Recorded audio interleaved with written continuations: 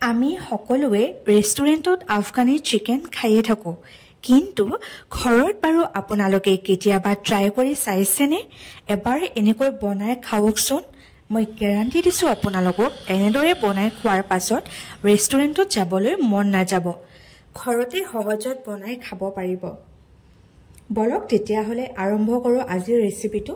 প্ৰথমে চিকেনখিনি ভালদৰে ধুই লৈ নিমখ এচামুচ আৰু নেমুৰ ৰস এচামুচ দি 5 মিনিটৰ বাবে ৰাখি দিয়ক।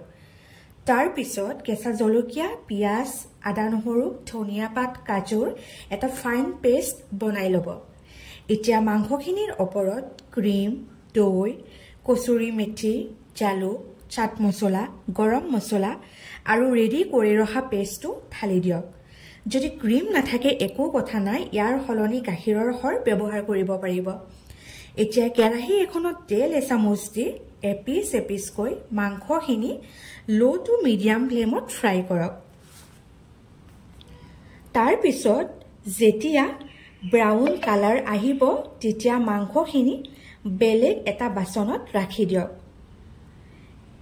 একেখন কেৰাহীত এচামুচ বাটাৰ দি পেলাই যিখিনি মেৰিনেট কৰা গ্ৰেভি আছিল সেইখিনি মিডিয়াম এণ্ড হাই ফ্লেমত উতল অহাকৈ ৰাখি দিয়ক। যেতিয়া ভালদৰে 2-3 মিনিট উতলিব তেতিয়া ফ্ৰাই কৰা চিকেনখিনি মিহলি কৰি দিয়ক। হৈ গ'ল তৈয়াৰ Afghani chicken with delicious tasty gravy. এবাৰ এনেদৰে বনাই খাওক আৰু কেনেকুৱা পালে জনাবলৈ নাপাহৰিব। এইটো আপোনালোকে ৰুটি, নান ইত্যাদিৰ লগত খাব পাৰে। ঠিক আছে, আজিলৈ তেতিয়াহ'লে বাই।